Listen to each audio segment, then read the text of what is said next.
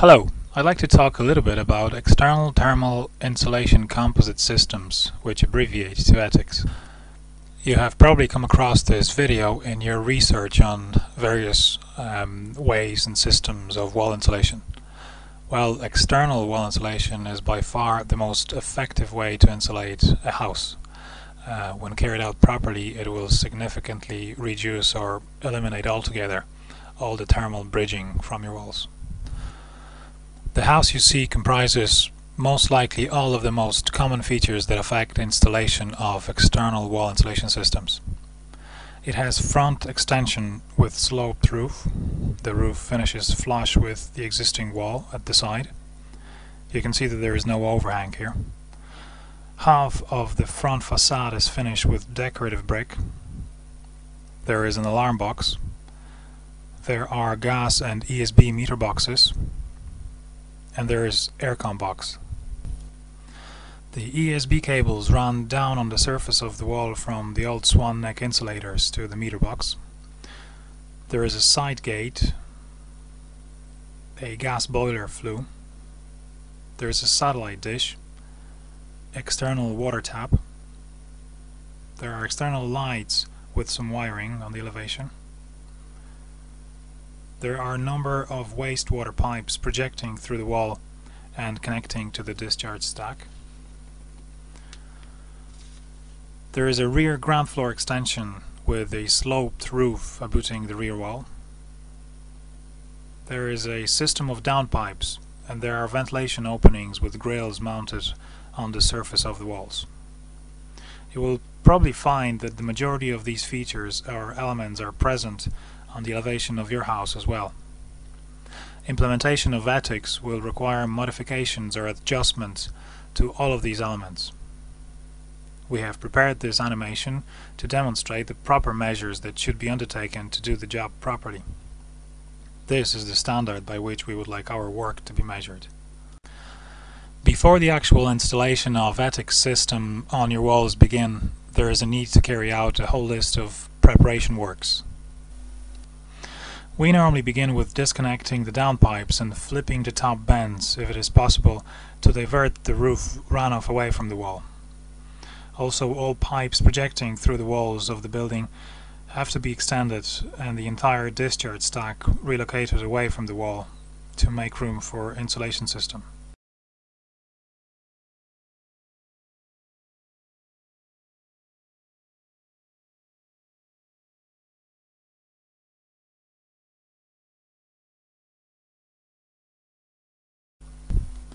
Special flashing needs to be fitted in this location to allow the gutter to be moved away from the wall and to make room for insulation system. This detail is essential if you have a similar sloped roof abutting the wall.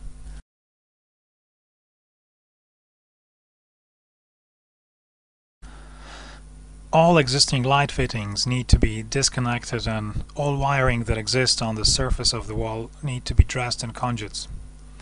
It is a bad practice and a fire hazard to allow a non-protected cable to touch the fabric of the insulation panels.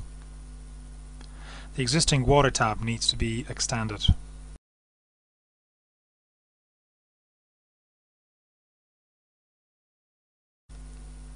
The existing gate need to be removed and suitable structural support need to be fixed to the wall in the location where the gate will be refitted. Like you see here, 2 timber blocks. If your gas meter box is mounted on the wall of your house, there are only 2 options that are accepted by the Board Gosh. The first option is to move the meter box to a suitable alternative location, for instance a boundary wall. The second option is to temporarily remove and then refit the meter box. Both options required Board Gosh's assistance to work on the meter itself and the supply pipe. In this video we're showing the second option combined with changing of the surface mounted meter box to a recessed one. To avoid an excessive Board Gosh charges, the initial work can be done by our registered gas installer. He will disconnect the existing meter box and make all the necessary adjustments to the pipe that is entering your house. We will then construct a recess in the wall behind the future gas meter and fit an insulation panel there. This will remove any possible thermal bridging at this location. We will then construct a timber frame structure that would support the installation of a new recessed meter box. The actual installation and reconnection of the meter box has to be done by the board gauge.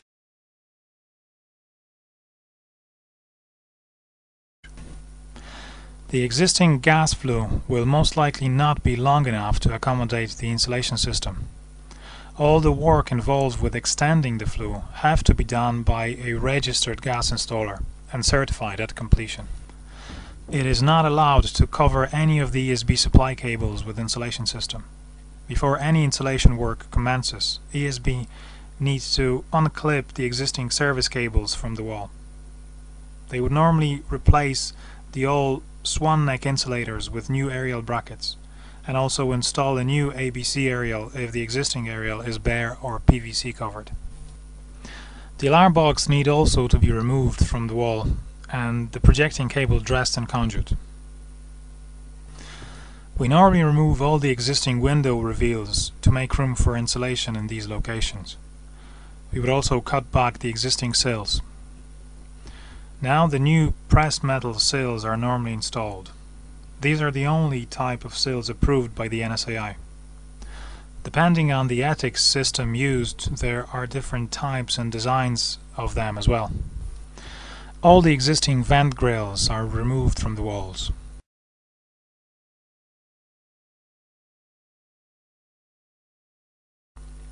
With respect to the satellite dish, it is normally fitted with enough tolerance to allow for installation of ethics systems.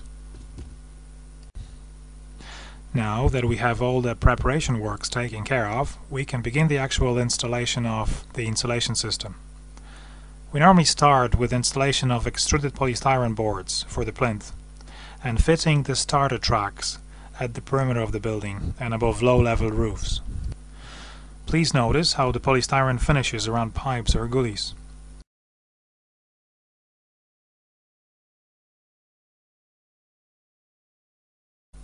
Some ethics systems require starter tracks to be fitted vertically at the boundary wall.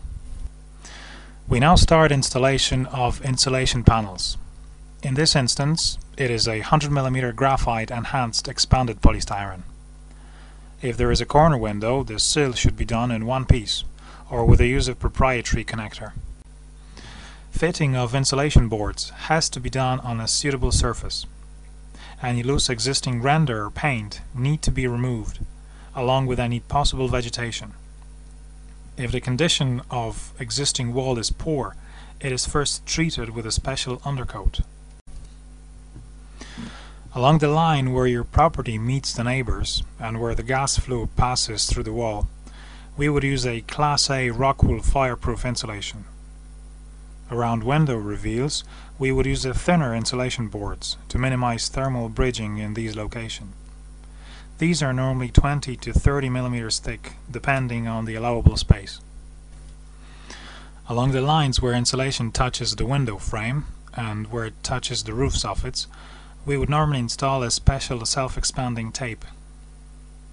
We would now extend all the room vents and fill all the possible gaps between the insulation panels with expanding foam. Please notice how insulation boards are installed around sills. The insulation continues up to the underside of the sill, reducing any possible thermal bridging in this location to a minimum. All insulation boards up to this point have been fitted with a special adhesive. We would now install additional mechanical anchors to reinforce the connection between the system and the existing walls. At points where a roof does not provide sufficient overhang, proper flashing needs to be installed. We would normally provide a 50 by 50 millimeter UPVC trunking along the route where the ESB service cables will be later installed.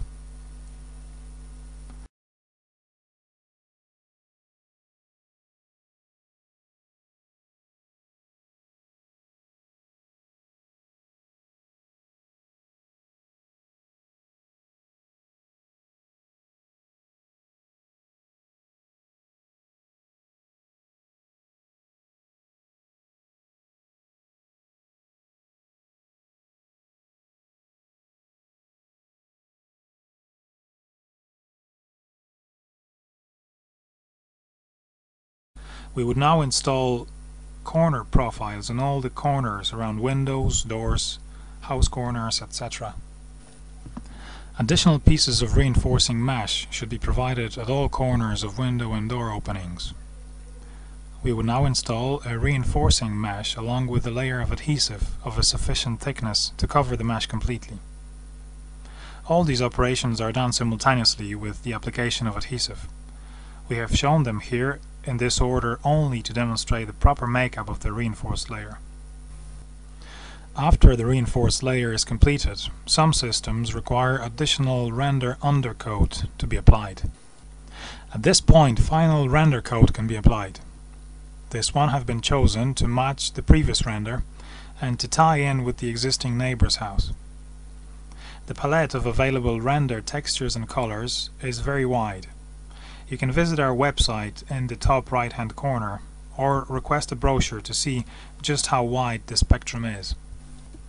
If you have a decorative brick on your elevation and wish to externally insulate walls here but still keep the brick finish, there are two suitable systems available on the market. We will demonstrate one of them. However, it needs to be pointed out that the NSAI have not so far approved any of these systems. And this means that this work is not supported by any of the government grant schemes.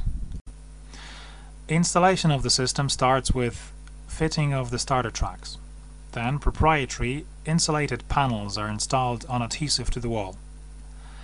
The panels have tracks that will later provide support for brick slips. The panels are additionally mechanically fixed to the wall with anchors. The brick slips and corner pieces are glued to the panels and then grouted. We then construct the insulated plinth, fit light fittings, vent covers, etc.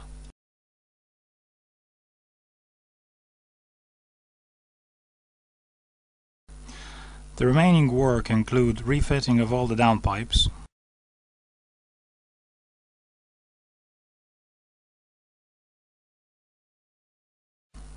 installation of the aircon box extension, installation of ESB box extension. At that point, ESB needs to fit the cable into the trunking provided.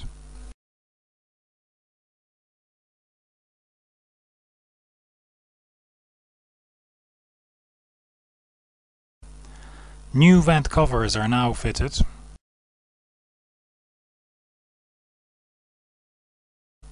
The gas flow cover is installed.